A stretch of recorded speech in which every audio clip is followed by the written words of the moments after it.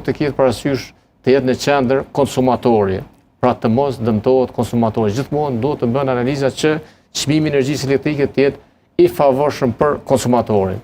Dhe për të ndëlidhur me interesin e konsumatorit, profesor, më la përshtypjen një reagim i Institutit për Politika Zhvillimore për ta diskutuar së bashku me ju, thotë që në rastet kur Korporata Energjetike e Kosovës dështon të realizojë prodhimin e planifikuar dhe si pasojë lind nevoja për importe me çmime të larta, vlerësojnë se rreziku financiar për sasinë e paprodhuar duhet të bartet nga vetë Keku.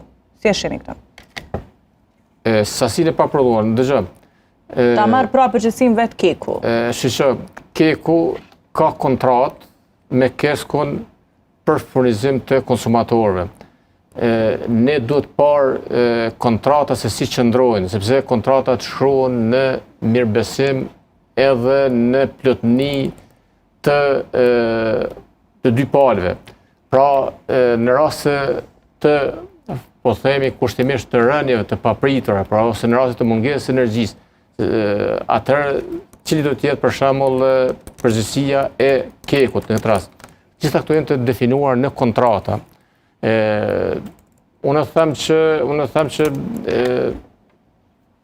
për shembull Korporata Energjetike e Kosovës me burimet që ka nuk siguron një qëndrueshmëri ose një besueshmëri. Edhe këto rënjet shpeshherë të papritura janë të mundshme, nuk mund të operojë me besueshmëri 100%, sepse ka kaluar limitin e optimalitetit të prodhimit të tyre.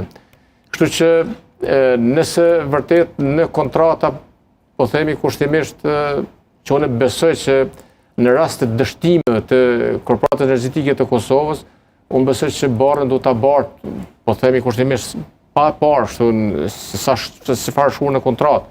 Unë besoj që do ta bartë faktikisht edhe